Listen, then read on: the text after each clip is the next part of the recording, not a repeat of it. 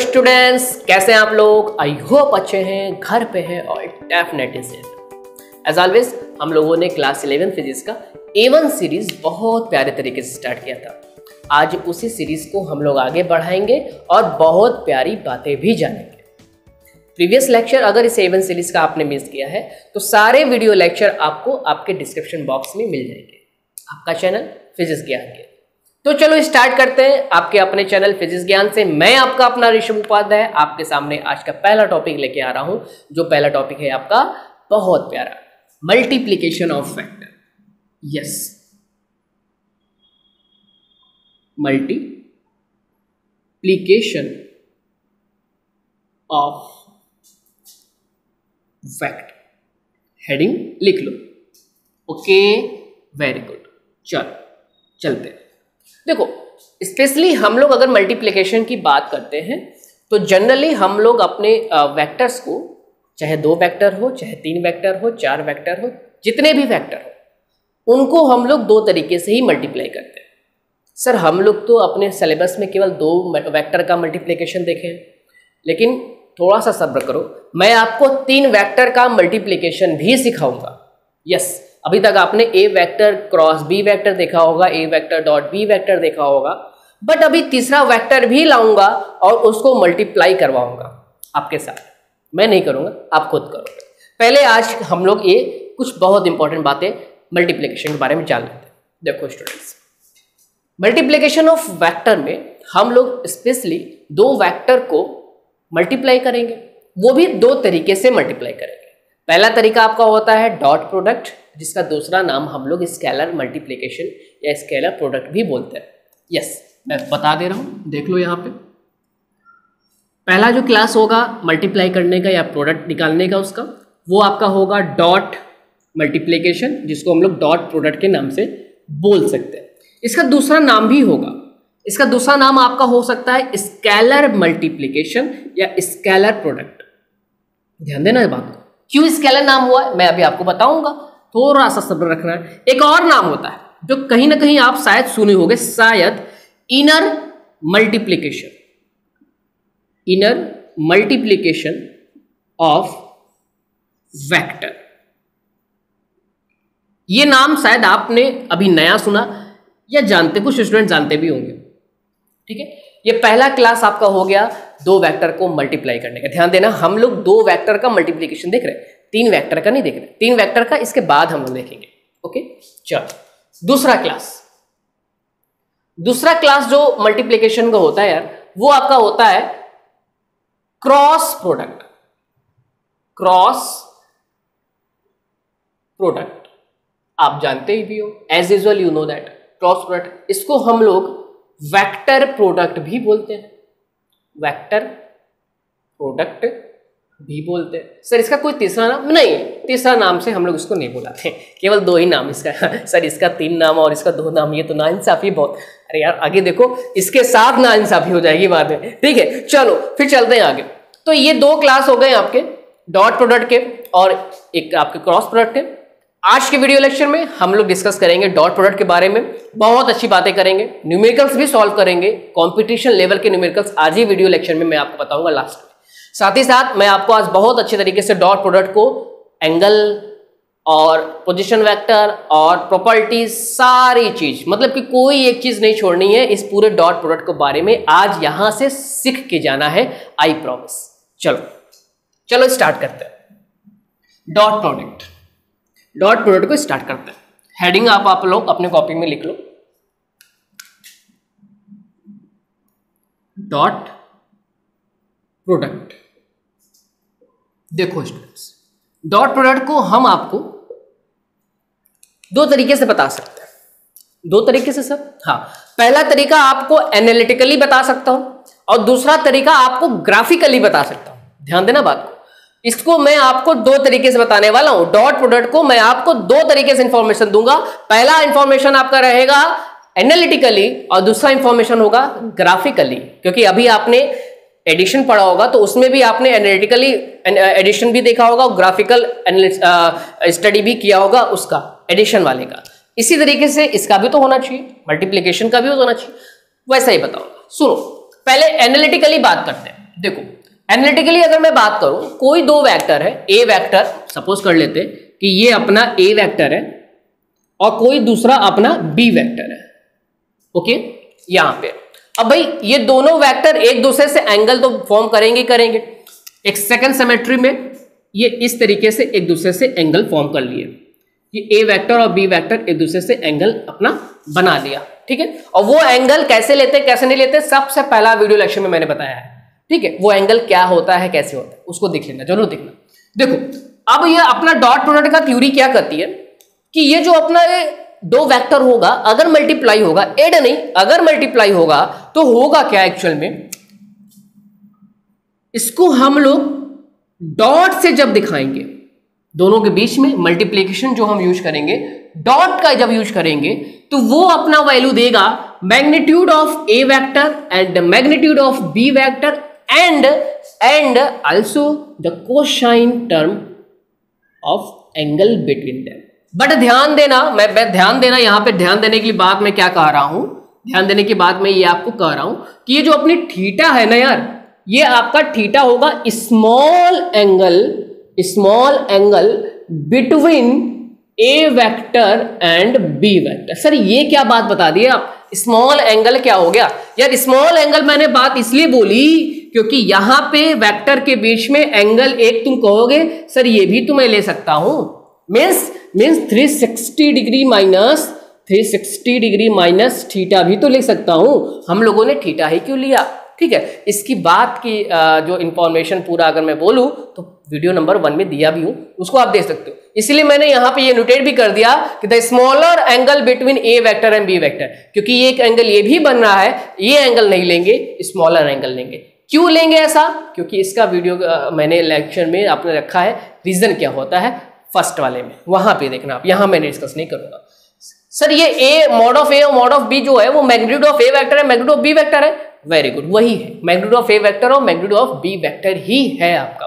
तो इस तरीके से हम लोग किसी दो वेक्टर को अगर मल्टीप्लाई करते हैं तो डॉट के जरिए नोटेट करते हैं, तो ये फॉर्मूला अपना बनता है। ये basic formula mod of A vector and mod of B vector cos theta के टर्म में हम लोग किसी दो वेक्टर को मल्टीप्लाई करते हैं। अब अपना जो भी वेक्टर होगा उसका जो भी मैग्नीट्यूड होगा, उसका जो भी मैग्नीट्यूड दूसरे वाले वेक्टर का होगा और साथ ही साथ उसका जो भी एंगल होगा, उन सारे टर्म्स को जब रखेंगे तो हम लोग उनके मल्टीप्लिकेशन के टर्म को पा जाएंगे, मतलब A vector dot B vector की वैल्यू को पा जाएंगे। तो ये तो बात हो गई हमारी एनालिटिकली। अभी बात देखो थोड़ा सा ग्राफिकली बात समझना, थोड़ा सा ग्राफिकली बात समझने वाली बात है। क्या बात है सर? देखो ये अपने पास है दो वेक्टर, एक वेक्टर है अपना ए वेक्टर और दूसरा वेक्टर है अपना बी वेक्टर। इनके बीच का एंगल कितना है? Theta degree. अब ग्राफिकली ये कहता है यार कि ड्रॉ कर लो एक परपेंडिकुलर, जो परपेंडिकुलर बी वाले वेक्टर से ए वाले वेक्टर पे गिर रहा है, कहीं भी गिर गया, पता नहीं कहां गिर गया, एम पॉइंट पे, एन पॉइंट पे, कहीं भी गिर गया। अब भाई जो बी वेक्टर है इसको तुम रिजॉल्व कर लो ए वाले वेक्टर के कंपोनेंट की डायरेक्शन में। मतलब यार बी, भाई जब बी वेक्टर को हम लोग रिजॉल्व करेंगे तो ये आ जाएगा अपना बी कॉस थीटा। अब आ गया बात इसके प्रोडक्ट का। थ्योरी ये कहती है कि जब आप इनके प्रोडक्ट निकालते हो, ग्राफिकली इंटरप्रिटेशन उसका जब देते हो, तो वो वैल्यू आपकी ये होती है कि magnitude of A vector multiply by mod of B vector cos theta, that is मैं यहां लिख रहा हूं तब समझ में आएगा, that is component of B vector along A vector. देख लो यहां पे आ गया, देख लो यहां पे बहुत अच्छी और प्यारी बात आ गई। वो क्या आ गई कि A vector dot B vector का जो ओरिजिनल डेफिनेशन है ग्राफिकल के फॉर्म में, वो आपका ये है, that is a mod of a vector, magnitude of a vector multiply by component of the b vector along a vector। लेकिन अगर हम लोग b vector dot a vector कर रहे हैं तो कोई दिक्कत नहीं, कोई भी दिक्कत नहीं है। b वेक्टर का डॉट a वेक्टर के साथ देखा जाए, यहां पे तो a वेक्टर का डॉट b वेक्टर के साथ देखा गया, अब b वेक्टर की डॉट a वेक्टर के साथ देखा जा रहा है। सर दोनों बात अलग है क्या? बिल्कुल अलग नहीं है। मैं इसको मैं एक प्रॉपर्टी के वे में भी बताऊंगा, बिल्कुल दोनों बात अलग नहीं है। लेकिन थोड़ी सी डेफिनेशन ये हो जाएगी, बी वेक्टर का मॉड अब आगे आ जाएगा और अब हम लोग ए वेक्टर का कंपोनेंट देखेंगे बी वेक्टर के फॉर्म में। मतलब यार ये कि mod of A B vector and component of A vector along B vector, component of A vector along B vector. ये आपका हो गया A B vector dot A vector का टर्म। तो ये दोनों बात आप देख रहे हो एक है, दोनों बात अलग अलग नहीं है, लेकिन दोनों बात में एक छोटा सा डिफरेंस हम ये कह सकते हैं कि यहाँ पे बी वेक्टर से एंगल ए वेक्टर का देखा जा रहा है और इस वाले टर्म में आपका ए वेक्टर से एंगल बी वेक्टर का देखा जा रहा है। एक सेंस थोड़ा सा सिमेट्री में हम लोग अब ये बदलाव करेंगे कि अब परपेंडिकुलर हमको कहां से ड्रॉ करना होगा, अब परपेंडिकुलर हमें बी वाले वेक्टर से ए वाले वेक्टर से ड्रॉ करना होगा बी वाले वेक्टर पे, और वो जाके जहां भी कट होगा रहने दो, लेकिन उस कंपोनेंट में मेरा जो आएगा आप कंपोनेंट वो आएगा ए कॉस थीटा का। देख लो यार अब मान लो ये यम पॉइंट था, ये आपका यन पॉइंट था, तो आप अगर ओ ए यम देख रहे हो तो ये आपका बेस हो गया, तो आप अब रिजॉल्व कर लिए ए वाले को ए कॉस थीटा में, तो ये फॉर्मूला बन गया। तो दोनों बात तो एक ही है, लेकिन ग्राफिकली बात कर रहे हैं तो ग्राफिकली नॉलेज हमको रहना बहुत जरूरी है। ये चीज सर अभी आप जो बता रहे हो हम कहाँ यूज करेंगे, ये चीज आपका बहुत अच्छे तरीके से यूज होगा न्यूमेरिकल में, बहुत अच्छे तरीके से न्यूमेरिकल में यूज होगा, और बहुत अच्छी बातें हैं जो न्यूमेरिकल में जाके आपके बहुत से काम को आसान करने वाला है ना। आसान अभी तो आसान लग रहा है, न्यूमेरिकल में देखते हैं कि किसको आसान लगा था और कौन जल्दी न्यूमेरिकल सॉल्व कर रहा है। आज ही कराएंगे न्यूमेरिकल। चलो तो ये बात आप लिख लो, मैंने डॉट प्रोडक्ट को हल्का सा आपके सामने डिफाइन किया, ये हमने एनालिटिकली उस बात को बोला और उसी बात को हमने ग्राफिकली आपके सामने इस तरीके से रख दिया है। ठीक है, चलो एंगल क्या है, थीटा क्या है, सब चीज हम लोगों ने जान लिया। अब आगे चलते हैं, इसको मैं इरेज कर रहा हूं, अभी मैं आगे आपको बताने वाला हूं, ध्यान देना। क्या ये हल्का सा बात हम लोग का मजा तो आ गया, लेकिन बात अभी पूरी नहीं हुई। सर क्यों नहीं पूरी हुई है, हमको जरा सा ये बात बता दो कि हमको बात पूरी क्यों नहीं हुई अभी तक। सुनो क्यों नहीं हुई है, यहां पे जो आप डॉट कर रहे हो ए वेक्टर डॉट बी वेक्टर कर रहे हो, और इसकी जो वैल्यू आ रही है देख लो, इसकी जो वैल्यू आ रही है, इस सभी वैल्यूज में मॉड ऑफ ए क्या है, एक स्केलर वैल्यू है, मॉड ऑफ बी क्या है, एक स्केलर वैल्यू है, कॉस थीटा क्या है, एक स्केलर वैल्यू है, कोई ना कोई एक स्केलर कांस्टेंट टर्म होगा ना। मतलब कि जब आपने दो वेक्टर को तो मल्टीप्लाई कर दिया, आपने दो वेक्टर को मल्टीप्लाई कर दिया, लेकिन उसकी मल्टीप्लाई करने के बाद जो वैल्यू मिली वो आपका एक स्केलर वैल्यू मिल गया। इसका सबसे बड़ा सबसे अच्छा रीजन क्या, मतलब सबसे अच्छा कंक्लूजन क्या निकला, सबसे अच्छा कंक्लूजन ये निकला है कि आप दो वेक्टर को मल्टीप्लाई किए, लेकिन तीसरा वाला जो क्वांटिटी मिला आपको मल्टीप्लाई करने के बाद वो आपका स्केलर मिला। देख लो एग्जाम्पल भी मैं दे रहा हूं, एग्जाम्पल देख लो, यफ को अगर हम डिस्प्लेसमेंट के साथ मल्टीप्लाई कर दे रहे हैं, देखो यफ हमारा अपना वेक्टर क्वांटिटी, डिस्प्लेसमेंट अपना वेक्टर क्वांटिटी, लेकिन इसको अगर हम मल्टीप्लाई कर दिए, मतलब प्रोडक्ट इसका निकाल लिए, तो हमें जो भी वैल्यू मिलेगी वो एक स्केलर वैल्यू ही मिलेगी, और वो अपनी होती है वर्क डन। याद कर लो वर्क का formula, work is equal to force multiply by displacement. Then work क्या होता है आपका, एक स्केलर क्वांटिटी है, ये आपका है क्या, ये आपका है क्या, एक स्केलर क्वांटिटी है, एक स्केलर क्वांटिटी है। और ये क्या है आपका, एक वेक्टर क्वांटिटी है, ये भी एक आपका वेक्टर क्वांटिटी है। तो आपने देखो क्या किया, दो वेक्टर क्वांटिटी को मल्टीप्लाई किया और मिली आपको क्या, एक स्केलर क्वांटिटी।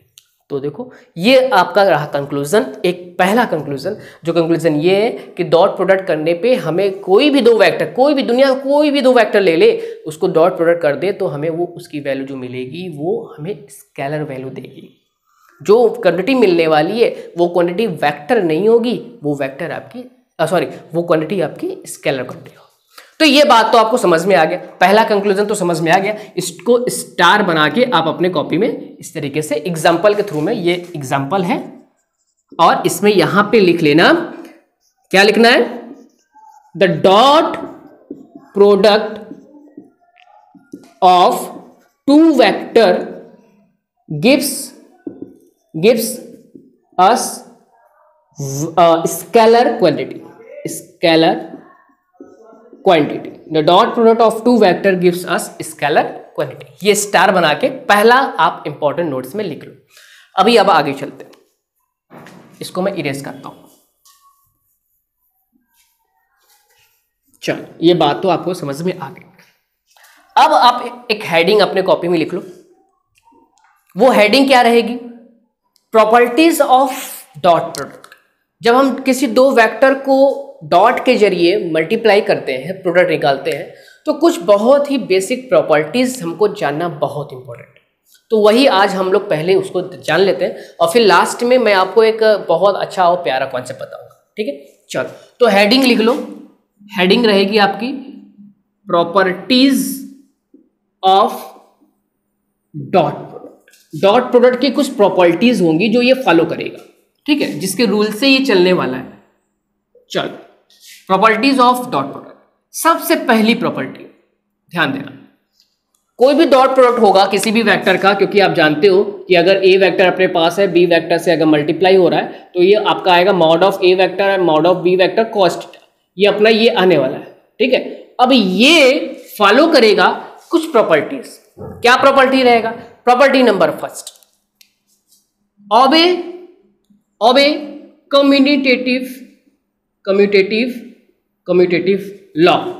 ओबे कम्यूटेटिव लॉ। सर ये कम्यूटेटिव लॉ होता क्या है? सुनो, कम्यूटेटिव लॉ ये होता है यार कि आप अगर ए वेक्टर में बी वेक्टर का मल्टीप्लाई कर रहे हो तो उसकी जो भी वैल्यू मिलेगी वो वैल्यू आपके बी वेक्टर और ए वेक्टर के मल्टीप्लाई करने से भी बराबर मिलेगी। बात समझ में आया? बात समझ में आया? मतलब A vector dot B vector is just equal to B vector dot A vector. ये आपका कम्यूटेटिव लॉ जो मैंने अभी जस्ट पहले बताया भी कि ये दोनों वैल्यू इक्वल होने वाली है। मैं आपको एक प्रॉपर्टीज बताऊंगा, वही ये आपकी प्रॉपर्टी है कम्यूटेटिव। ठीक है, तो ये कम्यूटेटिव लॉ बहुत अच्छे तरीके से होल्ड करता है। आप चाहे एक वेक्टर को दूसरे वेक्टर से मल्टीप्लाई करो डॉट के जरिए, वो वैल्यू आपकी इससे बराबर आएगी। सर क्रॉस वाले में भी बराबर आती है? नहीं आती है। क्या आती है मैं वहां बताऊंगा क्रॉस वाले में, ठीक है। अभी डॉट प्रोडक्ट मतलब क्रॉस वाला कम्यूटेटिव फॉलो करता है? नहीं। क्यों नहीं करता? वो वहां आप समझोगे। दूसरी प्रॉपर्टी, जो दूसरी प्रॉपर्टी है आपकी बहुत प्यारी प्रॉपर्टी है, डिस्ट्रीब्यूटिव। मतलब ओबे डिस्ट्रीब्यूटिव लॉ। डिस्ट्रीब्यूटिव लॉ क्या है अब वो समझ लो।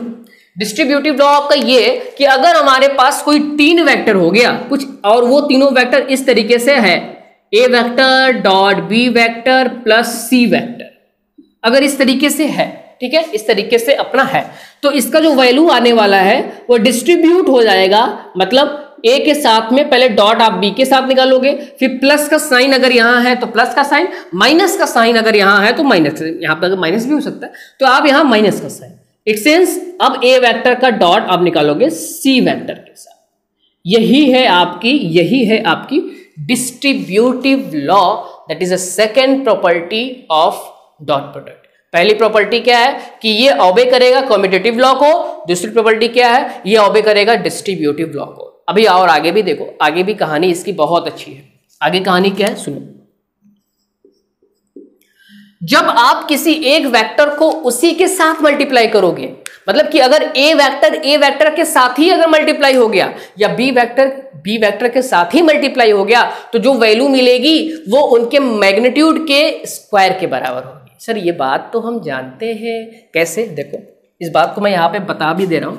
It sense if A vector dot A vector, ठीक है, then value will be mod of a vector square, because क्यों ऐसा हो गया? बिकॉज जब हम ए वेक्टर और बी वेक्टर के जगह पे हम ए वेक्टर और ए वेक्टर का ही मल्टीप्लाई कर रहे हैं, तो ए वेक्टर अपने आप से कितना एंगल बनाया? 0 डिग्री बनाया ना यार।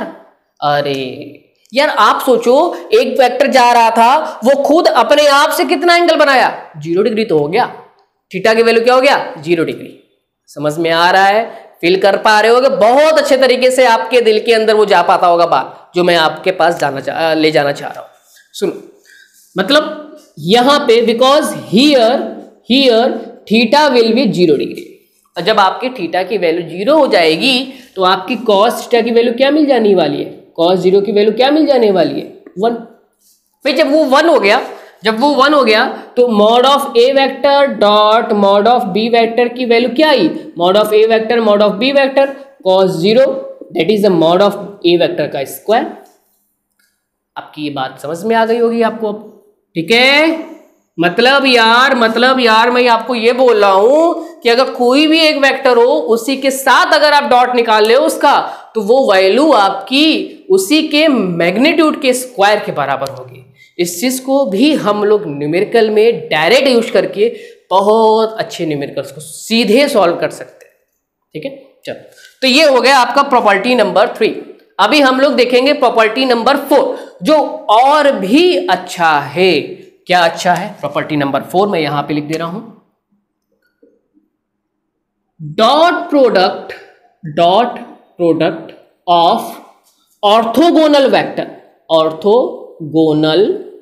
Orthogonal vector. यार ऑर्थोगोनल वेक्टर तो आप जानते ही हो, इतना तो आपको समझ में आता ही है कि ऑर्थोगोनल वेक्टर क्या है।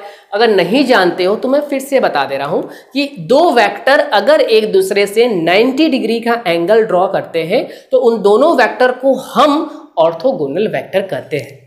अब अगर वो दोनों वेक्टर यूनिट वेक्टर हुआ तो हम उसका नाम बोलते हैं ऑर्थोगोनल यूनिट वेक्टर। अगर यूनिट वेक्टर नहीं है तो कोई भी दो वेक्टर अगर एक दूसरे से 90 डिग्री बनाया तो वो सिंपल ऑर्थोगोनल वेक्टर कहलाएगा। सर यूनिट वेक्टर का एक डेफिनेशन एक एग्जांपल दे दो हमको। यूनिट वेक्टर की, यूनिट ऑर्थोगोनल वेक्टर की अगर मैं तुमको एग्जांपल दूं तो आई कैप डॉट आई कैप। भाई आई कैप क्या है? एक ऑर्थोगोनल यूनिट वेक्टर है। ध्यान देना ऑर्थोगोनल तो है, किसके साथ ऑर्थोगोनल है? जे कैप के साथ, के कैप के साथ। याद करो मैंने बताया प्रीवियस लेक्चर में। चलो तो डॉट प्रोडक्ट जब हम लोग ऑर्थोगोनल वेक्टर का करेंगे, ऑर्थोगोनल वेक्टर आप समझ भी गए, जो वेक्टर एक दूसरे से 90 डिग्री का एंगल क्रिएट करेंगे तो उनका डॉट प्रोडक्ट हमको मिलेगा 0। मतलब अगर हम ये यहां पे इस तरीके से लिख दे रहे हैं, ध्यान देना ऑर्थोगोनल का टर्म हम लोग एक अलग तरीके से बताना चाह रहे हैं। तो सपोज कर लो कि ये ए वेक्टर आपका एक ऑर्थोगोनल है बी वेक्टर के साथ, तो इनका जो डॉट प्रोडक्ट आएगा वो अपना 0 आने वाला है। क्यों? बिकॉज यहां पे लिख लो because theta here will be 90 degree. क्यों? क्योंकि ऑर्थोगोनल का मतलब क्या हो गया? थीटा 90 डिग्री हो गया। जब थीटा आपका 90 हो गया तो कॉस 90 की वैल्यू कितनी आ गई? 0। भाई जब कॉस 90 0 हो गया तो आप फॉर्मूला क्या लिखते हो? A dot B is just equal to mod of A mod of B cos 0 में बोल रहा हूं cos 90 it sense it will be give 0 degree. 0 value A dot B vector की वैल्यू क्या आ गई? 0 आ गया। अब यहां पे जो ए वेक्टर और बी वेक्टर है वो क्या है? ऑर्थोगोनल वेक्टर है, ठीक है। अब अगर हम उसके जगह पे ऑर्थोगोनल यूनिट वेक्टर यूज कर ले, मतलब कि आई कैप और जे कैप यूज कर ले, तो आई कैप और जे कैप की वैल्यू जो आपकी आएगी, आई कैप और जे कैप की जो डॉट प्रोडक्ट वैल्यू आएगी वो आपकी 0 मिलेगी।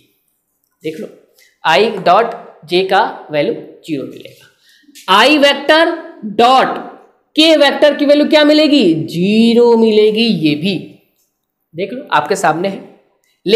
लेकिन अगर हम आई वेक्टर डॉट आई वेक्टर करेंगे तो इसकी वैल्यू क्या मिलेगी हमको? 1 मिलेगी। सर कैसे 1 मिल गई? याद कर लो अपना प्रॉपर्टी नंबर 3। अरे यार नहीं समझ में यार, प्रॉपर्टी नंबर 3 में सर आपने क्या बताया था, वहां कैसे हम अप्लाई करेंगे? यार बाबा ये देखो ये दोनों वेक्टर एक ही डायरेक्शन में जा रहा है ना। जब ये एक ही डायरेक्शन में जा रहा है तो इनका ये वाला प्रॉपर्टी होल्ड कर गया ना।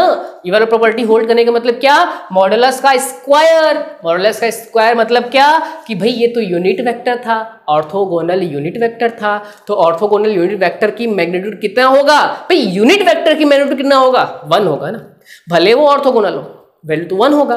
तो भाई जब उसकी वैल्यू मैग्नीट्यूड 1 हो गई तो 1 का स्क्वायर करो तो क्या आएगा? 1 ही तो आएगा। तो देखो ये सबसे इंपॉर्टेंट और सबसे खास बात, ठीक है। मतलब कि अगर आप i के साथ j का डॉट निकालोगे, i के साथ k का डॉट निकालोगे, j का k के साथ डॉट निकालोगे तो उसकी वैल्यू 0 आने वाली है। लेकिन i के साथ i का डॉट निकालोगे तो वैल्यू 1 आएगी। i के साथ j के साथ अगर j का डॉट निकालोगे तो वैल्यू 1 आएगी, ठीक है। चलो तो तो ये बात समझ में आ गया, जो बातों को आपके सामने डायरेक्ट रख दिया जाता है, लेकिन उसको मैंने आपको इस तरीके से प्रॉपर्टीज के रूप में पिरो के दे दिया है, बहुत प्यारे तरीके से। तो ये चौथा हो गया। एक लास्ट प्रॉपर्टी आपकी मैं बताऊंगा, पांचवी प्रॉपर्टी आपको मैं बताऊंगा, ठीक है। तो पांचवी प्रॉपर्टी आप लिखो, मैं इसको यहां से इरेज कर दे रहा हूं। पांचवी प्रॉपर्टी मैं आपको यहां पे बता दूंगा। देखो लास्ट आपकी प्रॉपर्टी, पांचवी प्रॉपर्टी ये कहता है कि जो अपना ए वेक्टर डॉट बी वेक्टर होगा, इसकी वैल्यू हमारे पास 3 निकल के सामने आएगी। मैं प्रॉपर्टी को इस तरीके, जिस तरीके से लिख रहा हूं आप इस तरीके से ही लिखना। इसकी वैल्यू आपकी 3 सामने आएगी। 3 सामने आएगी मतलब क्या? एक वैल्यू इसकी रहेगी मैक्सिमम, एक वैल्यू इसकी रहेगी 0 और दूसरी वैल्यू रहेगी इसकी मिनिमम, ठीक है। ए डॉट बी वेक्टर का मैक्सिमम वैल्यू कब मिलेगा? जब आपका थीटा का वैल्यू 0 डिग्री होगा तब। और ये 0 कब मिलेगा? जब थीटा का वैल्यू 90 डिग्री होगा तब। और जब ये मिनिमम कब मिलेगा? जब थीटा की वैल्यू 180 डिग्री होगा तब। सर 0 का मतलब क्या है? या 0 का मतलब ये है कि उसी के डायरेक्शन में दोनों वेक्टर एक ही डायरेक्शन में जा रहे हैं, मतलब ए वेक्टर के डायरेक्शन में ही बी वेक्टर जा रहा है, तो उससे वो 0 डिग्री बना लिया। तो उस कंडीशन में ए वेक्टर डॉट बी वेक्टर की वैल्यू आपकी मैक्सिमम मिलेगी 0। सॉरी, मैं 0 वैल्यू मैक्सिमम मिलेगी, 0 नहीं मिलेगी, वैल्यू मैक्सिमम मिलेगी। वो कितना मिलेगी वो मैं यहां लिख दे रहा हूं, इसको इरेज करके। सॉरी, वो जल्दी जल्दी फ्लो में कभी कभी हो जाता है, ठीक है, इंसान हम भी है। चलो, तो इसको मैंने कहा कि A vector dot B vector का जो डॉट आया आपका, वो mod of A vector mod of B vector cos 0 degree, that is cos 0 की वैल्यू मैक्सिमम वैल्यू क्या होगा? 1। भाई कॉस पे डिपेंड कर रहा है, तो कॉस की मैक्सिमम वैल्यू 1 होगी। और कॉस का मैक्सिमम वैल्यू 1 कब होता है? जब थीटा इज इक्वल टू 0 होता है। इस तरीके से हम लोगों ने सोचा था। तो इसकी वैल्यू आपकी हो गई 1, और जब इसकी वैल्यू आपकी 1 हो गई तो यही आपका हो गया इसका मैक्सिमम वैल्यू, मतलब कि A vector dot B vector की मैक्सिमम वैल्यू यही है। कब मिला हमको मैक्सिमम वैल्यू? जब थीटा 0 डिग्री हो गया, ठीक है। कितना मिला? उनके मैग्नीट्यूड के मल्टीप्लाई के बराबर। उनका जो भी मैग्नीट्यूड होगा उनको हम लोग मल्टीप्लाई कर देंगे। इसी के साथ ये देखो 0 कब मिलेगा भाई? ए वेक्टर डॉट बी वेक्टर 0 कब मिलेगा? आप जानते हो कि cos 90 के वैल्यू 0 होती है, इसलिए 0 मिलेगा। ये mod of A mod of B है, उसको मुझे बताने की आवश्यकता नहीं, बार बार मैं बता दिया। और मैक्सिमम के हो गया था। मिनिमम कब मिलेगा भाई? मिनिमम मिलेगा जब हमारा थीटा 180 डिग्री होगा। भाई मॉड ऑफ ए वेक्टर था, मॉड ऑफ बी वेक्टर था, cos 180 डिग्री, और cos 180 डिग्री की वैल्यू क्या होती है? -1। तो इसकी वैल्यू कितना आ गई? Mod of A vector mod of B vector, but minus के साथ। और ये वैल्यू आपकी है क्या? ये वैल्यू है आपकी मिनिमम, ठीक है। तो ये वैल्यू आपकी मिनिमम है, वो वैल्यू आपकी मैक्सिमम है। मतलब कि इसकी वैल्यू, मैं यहां पे अब एक कंक्लूजन लिख रहा हूं, मैं एक कंक्लूजन लिख रहा हूं। कंक्लूजन क्या लिख रहा हूं? ध्यान देना। कंक्लूजन आपका ये है कि mod of A vector mod of B vector minus से लेके जो आपकी A vector dot B vector की value, A vector dot B vector की वैल्यू इनके बीच में रहेगी ऑलवेज। इनके बीच में रहेगी ऑलवेज। किनके बीच में रहेगी? इनके बीच में रहेगी। मतलब कि ये है आपका मैक्सिमम वैल्यू और ये है आपका मिनिमम वैल्यू। इनके बीच में आपकी इसकी वैल्यू रहने वाली है। यार मैं आपको एकेडमिक के साथ कंपटीशन के लिए भी प्रिपेयर करता हूं, इसलिए ये सब बातें बता रहा हूं, ठीक है। इस तरीके से आप कॉम्पिटिशन्स में भी बहुत अच्छा स्कोरिंग कर सकते हो, ठीक है। मेरा मोटो केवल और केवल यही है। चलो, तो ये आप अपना एक स्टार बना के लिख लेना, ये आप अपना स्टार बना के लिख लेना, ठीक है। ये स्टार बना के आपका ये टर्म हो गया। चलो, ये बातें हो गई हमारी। भाई ये पांचों प्रॉपर्टी मैंने आपको बता दी। अब आगे बहुत इंपॉर्टेंट, महा इंपॉर्टेंट, हेडिंग डाले ना, महा इंपॉर्टेंट। चलो मैं इसको इरेज करता हूं। देखो, अब हम लोग देखेंगे और सीखेंगे। क्या सीखेंगे? हम लोग सीखेंगे कि किस तरीके से दो पोजीशन वेक्टर के फॉर्म में अगर वेक्टर हो तो उसको कैसे निकालेंगे। मतलब कि अगर हमको एंगल नहीं पता हो, हमें अगर एंगल नहीं पता हो तो हम कैसे उसका वेक्टर का वैल्यू निकालेंगे। जैसे ए वेक्टर की वैल्यू फोर्स दे दिया हमको, डिस्प्लेसमेंट दे दिया हमको, अब इन दोनों के बीच का एंगल नहीं दिया और कह दिया वर्क निकालो, क्योंकि वर्क तो इसका एक एग्जांपल है डॉट प्रोडक्ट का। ठीक है, अब भाई अब हम वर्क कैसे निकालेंगे जब थीटा हमको नहीं मालूम होगा, क्योंकि अभी तक हम लोग केवल यही फॉर्मूला जानते हैं ना। कौन सा formula? A vector dot B vector is equal to mod of A vector mod of B vector cos theta. हम लोग तो यही फॉर्मूला अभी तक जानते हैं भाई। जब तक कॉस थीटा के टर्म वाला टर्म हमको नहीं क्लियर होगा तब तक हम इसको वैल्यू नहीं निकाल पाएंगे।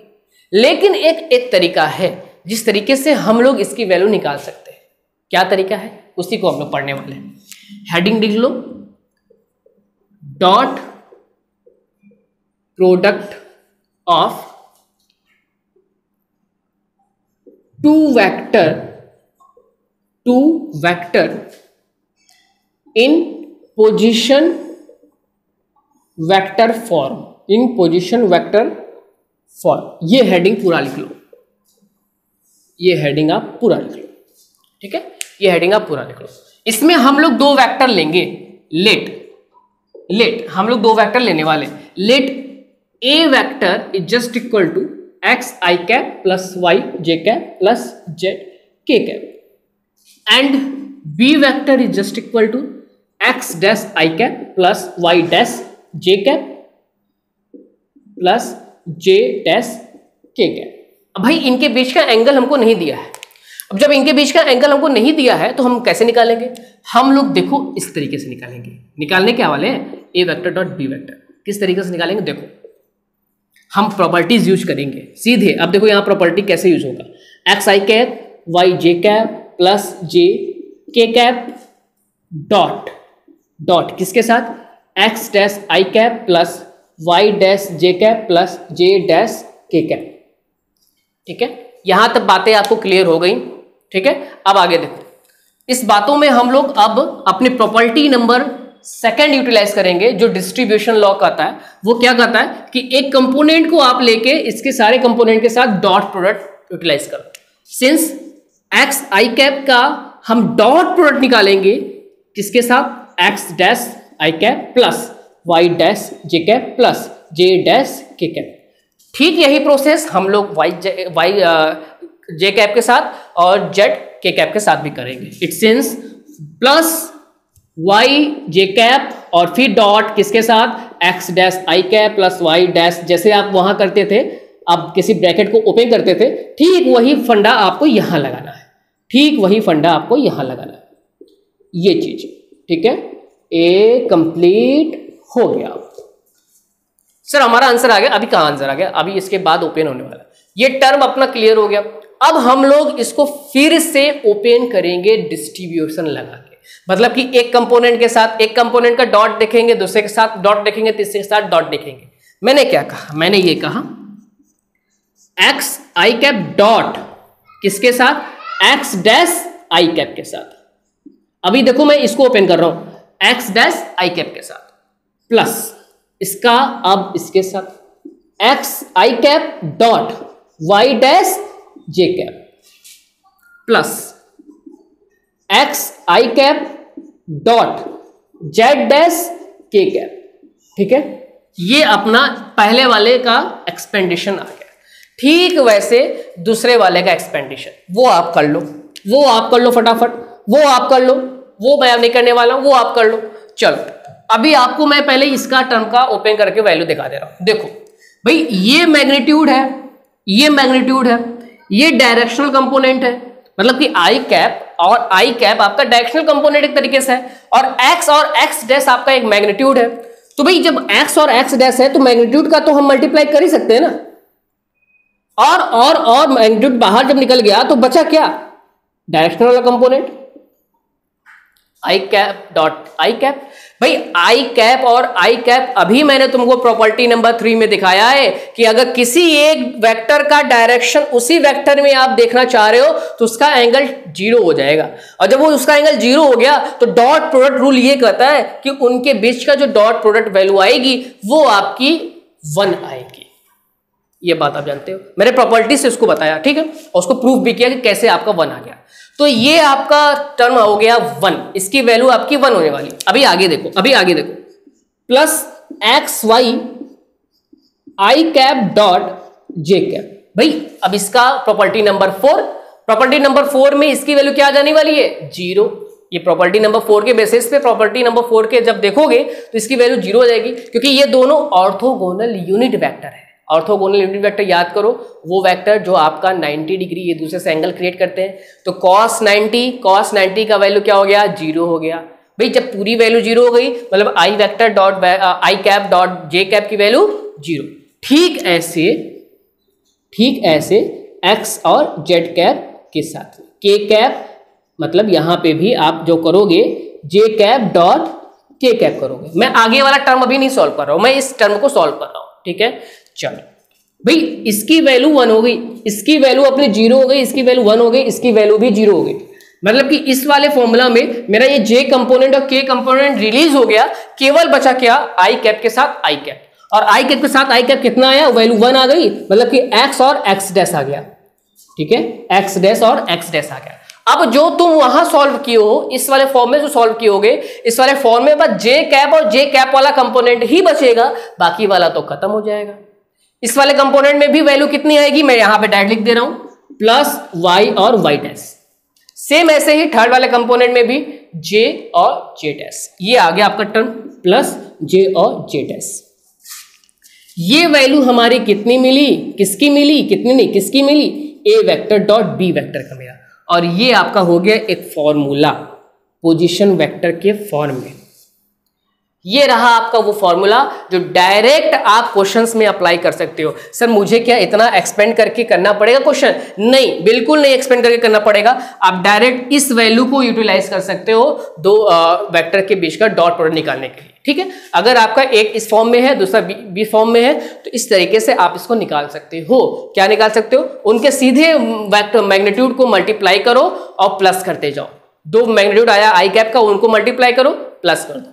जे आई वाई डैश का आया, मल्टीप्लाई करो, प्लस कर दो। जे और जे डैश का आया, मल्टीप्लाई करो, प्लस कर दो। तो ये आपका डॉट प्रोडक्ट का एक फॉर्मूला बन गया, ठीक है। इसको आप नोट कर लो। अभी हम लोग आगे चलेंगे और एक बहुत ही प्यारा कॉन्सेप्ट सीखेंगे इसी में, मैं इसको इरेज करने वाला हूं। इसी में मैं बताऊंगा आपको how to find out the angle. भाई दो वेक्टर के बीच का एंगल कैसे फाइंड करोगे, दो वेक्टर के बीच का एंगल कैसे फाइंड करोगे, वो हम लोग टॉपिक आपको बताने वाले हैं, ठीक है। मतलब आप हेडिंग डाल लो methods of finding angle between two vector. दो वेक्टर के बीच का एंगल हम लोग कैसे फाइंड करेंगे, इस बात को हम लोग आज सीखने वाले हैं, ठीक है। इसको हेडिंग डाल के लिख लो। चलो देखो, दो वेक्टर के बीच का हम लोग एंगल कैसे फाइंड आउट करेंगे। हमारा दो वेक्टर है क्या एक्चुअल में, एक अपना ए वेक्टर है जो अपना है x I cap plus Y J cap plus J K cap, और दूसरा वेक्टर है बी कैप, बी डायरेक्शन, इसका है X dash I cap plus Y dash J cap plus Z dash K cap. इनके बीच का अपने को एंगल बताना है। कैसे बताएंगे, देखो भाई ए वेक्टर डॉट बी वेक्टर की जो वैल्यू अभी अभी हम लोगों ने निकाली है, वो क्या निकाली है, X dash plus Y dash plus J dash, ठीक है। इतना हम लोग जानते हैं। अभी एक चीज और हम लोग जानते हैं, mod of A vector and mod of B vector cos theta. भाई जब हमको कॉस थीटा की वैल्यू निकालनी होगी तो क्या कर देंगे, cos theta is equal to X dash plus Y dash plus Z dash and whole upon में mod of A and mod of B. And mod of A इससे तो आप आराम से निकाल सकते हो। मॉड ऑफ ए की वैल्यू आपकी हो जाएगी क्या, X square plus Y square plus Z square, और इससे आप मॉड ऑफ बी की वैल्यू निकाल सकते हो, under root X dash square plus Y dash square plus Z dash square. उसकी वैल्यू को यहां रख दो आप। इट सेंस ये आपकी वैल्यू क्या मिल जानी वाली, X dash plus Y dash plus Z dash and whole upon में under root X square plus Y square plus Z square and X dash square plus Y dash square plus Z dash square. तो ये आपका value मिल गया दो angle, sorry उन दोनों vector के बीच के एंगल का। मीन्स थीटा की वैल्यू क्या हो गई, cos inverse X dash plus Y dash plus Z dash and whole upon में under root X square plus Y square plus Z square under root X dash square plus Y dash square plus Z dash square. ये आपका value हो गया दो vector के बीच का angle का। ठीक है, इसको आप स्टार बना के लिख लीजिए हल्का सा। अगर आपको डिस्प्ले क्लियर नहीं है तो आप वही टर्म हमने लिया, बस कॉस इनवर्स को कॉस को उधर भेज दिया। तो ये आपका हो गया कि दो वेक्टर के बीच के एंगल को आप कैसे फाइंड आउट करोगे। ओके, ये आपकी बातें यहाँ पे कंप्लीट होती है, ये बात आप आराम से सीख चुके हो। अब आ गया आपका एक न्यूमेरिकल। ठीक है, अब हम लोग डिस्कस करेंगे एक न्यूमेरिकल के बारे में। देखो कैसे न्यूमेरिकल्स हम लोग देखने वाले हैं। बहुत प्यारा न्यूमेरिकल आपके सामने आने वाला है, ध्यान देना। क्वेश्चन क्या कह रहा है? क्वेश्चन आपका ये कह रहा है कि अपने पास एक फोर्स है। Problem number first, if F force applied on a body gives momentum। ध्यान देना, बहुत प्यारा न्यूमेरिकल है। gives momentum p vector gives momentum 2 cos t I cap plus 2 sin t j cap। कोई बॉडी है अपने पास, कोई भी बॉडी, ये कोई बॉडी है जिसका मास है, इसके ऊपर कोई भी फोर्स अप्लाई हो रहा है और उस फोर्स के वजह से ये बॉडी के पास मोमेंटम देखा जा रहा है जिसकी वैल्यू अपने पास ये 2 cos t I cap plus 2 sin t j cap. अब हमें निकालना क्या? हमें ये निकालना है find angle between, I think कुछ बच्चे समझ गए होंगे, find angle between P vector and F vector. भाई यही है आपका क्वेश्चन। फोर्स की वैल्यू नहीं दिया है, फोर्स बस बोल दिया कि फोर्स अप्लाई हो रहा है बॉडी पे और मोमेंटम बॉडी का इतना हो जा रहा है, मोमेंटम की वैल्यू इतनी हो जा रही है। अब तुम्हें निकालना है दोनों वेक्टर के बीच का एंगल। बहुत प्यारा न्यूमेरिकल है। आपको मैं बता दूं, ये न्यूमेरिकल आपका कहीं ना कहीं AIIA के एग्जाम में लिया गया था। ठीक है, बहुत ईजी है लेकिन ले लिया गया था तो उसका लेवल थोड़ा बढ़ गया, ऐसा हम लोग सोचते हैं, लेकिन वो बहुत ईजी है। देखो मैं कैसे सॉल्व कर रहा हूँ, जिसको आ रहा है वो आराम से सॉल्व करे। स्क्रीन आप पॉज कर लो, देखो मैं सॉल्व कर रहा हूँ। आपके पास एक फंडा है न्यूटन का, क्या कहता है? Force is equal to minus dp/dt। Class 9th याद कर लो अपनी, जिसमें आप न्यूटन का फॉर्मूला पढ़ लियो। तीन न्यूटन्स का 3 लॉ पढ़े ना मोशन का। उस तीनों लॉ में आपने ये देखा होगा कि इनर्शिया का लॉ पहला था, दूसरा लॉ ये था कि F is equal to mass into acceleration.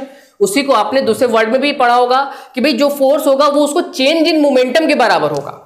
Change in momentum मतलब कि डिफरेंशिएशन अगर आप मोमेंटम का कर देते हो तो आपको मिल जाएगा फोर्स। तो भाई मोमेंटम का वैल्यू तो दिया हुआ है, इसको डिफरेंशिएट कर दो तुम्हें वैल्यू फोर्स की मिल जाएगी। इट सेंस सर क्या बोल गए, करके दिखा दो। डिफरेंशिएशन अभी हम लोग जानते नहीं है। d/dt, p का वैल्यू रख लो cos 2 cos t I cap plus 2 sin t j cap. अब देखो मैं इसको डिफरेंशिएट कर रहा हूं। डिफरेंशिएशन का बेसिक रूल आपको पता है कि d/dt ये आपका कांस्टेंट है, ये कांस्टेंट बाहर आ जाएगा।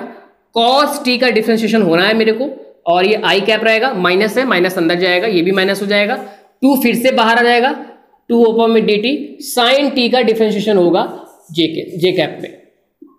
ठीक है, ये अपना बेसिक इसको ओपन हो गया। अब इसमें हम लोग cos का डिफरेंशिएशन करते हैं माइनस sin t और sin का डिफरेंशिएशन करते हैं cos t। सिंपल सा है, मतलब इसकी जो वैल्यू आने वाली है 2 sin t I cap minus 2 cos t j cap. भाई डिफरेंशिएशन कर लो, देख लो मैंने कुछ एक्स्ट्रा नहीं किया, डिफरेंशिएशन का रूल के बेसिस पे उसको बस डिफरेंशिएट कर दिया है। लेकिन अभी ये जो वैल्यू मिल गई वो क्या मिल गया आपको? फोर्स का वैल्यू निकल आ गया। भाई जब फोर्स की वैल्यू ये आ गया, P की वैल्यू अपने पास पहले से दिया है, अभी क्या करना है? अभी केवल उसका डॉट निकालना है, क्योंकि डॉट के जरिए ही हम उसका एंगल निकाल सकते हैं। कैसे sir? F vector dot P vector निकालेंगे जब, तो हम लोग क्या करेंगे भाई? F वेक्टर अपने पास क्या है? 2 sin t। मैं यहां पे लिख रहा हूं, नीचे लिख रहा हूं, देखो 2 sin t I cap minus 2 cos t j cap. ये अपने पास हो गया F। P क्या है? डॉट लगाएंगे। P क्या है? ये देखो दिया है 2 cos t I cap plus 2 sin t J cap. ये अपना हो गया क्या, पी की वैल्यू तो दिया था, एफ की वैल्यू हम लोगों ने अभी निकाला है। अभी डॉट करना है। मैं आपको अभी डॉट में बताया हूं ना कि जो कंपोनेंट होगा आई का, उसके दूसरे कंपोनेंट के साथ केवल सीधे मल्टीप्लाई कर देना है और कुछ नहीं करना है। मतलब इसका जो मल्टीप्लिकेशन आएगा 2 sin t multiply by cos t, 2 तो रहेगा ही, 2 cos t, ये आपका x वाला कंपोनेंट हो गया, माइनस, क्योंकि यहां माइनस था, minus 2 cos t multiply by 2 sin t।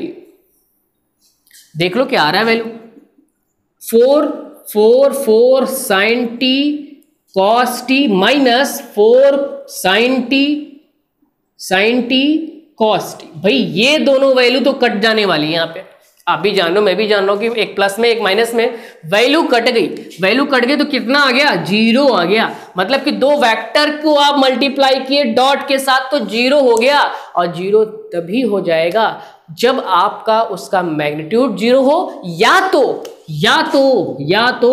Mod of, ये देखो mod of P vector cos theta, या तो ये कंपोनेंट 0 हो या तो ये कंपोनेंट 0 हो। आपका जब ये कंपोनेंट 0 होगा तभी ये 0 हो पाएगा, क्योंकि मैग्नीट्यूड तो 0 यहां नहीं है, हम लोग देख रहे हैं मैग्नीट्यूड की वैल्यू क्या दिया है। तो भाई कॉस थीटा की वैल्यू 0 होगी तभी ये 0 होगा। भाई जब कॉस थीटा की वैल्यू 0 हो गई, मतलब कि थीटा की वैल्यू हो गया 90 डिग्री हो गया, cos 90 0। It since the angle between f vector and p vector is 90 degree. इस क्वेश्चन में जो आपका फोर्स होगा और मोमेंटम होगा वो एक दूसरे से 90 डिग्री का एंगल बनाएंगे।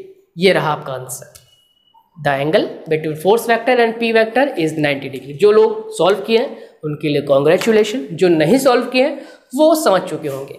ठीक है, तो ऐसे क्वेश्चंस को कैसे सॉल्व करना है आपने यहाँ देख लिया। बहुत प्यारा क्वेश्चन था और थोड़ा सा आपके लिए कहीं ना कहीं यूनिक क्वेश्चन था, जिसमें आपने एक अलग अपना माइंड सेट किया होगा। तो आज के इस वीडियो लेक्चर में हम लोग यहीं तक बातें करेंगे। आपका पूरे तरीके से डॉट प्रोडक्ट मैंने आपको बता दिया, कितनी पॉसिबिलिटीज हैं डॉट प्रोडक्ट में, कितना नॉलेज है, कितनी डीप नॉलेज है, सारा बात आज के वीडियो लेक्चर में कर लिया। ठीक है, अब कल के वीडियो लेक्चर में, मतलब कि जो आने वाला वीडियो लेक्चर, उसमें हम लोग क्रॉस के बारे में ही ऐसे सारी बातें करेंगे। ठीक है, तो आज के लिए केवल इतना ही। Thank you everyone.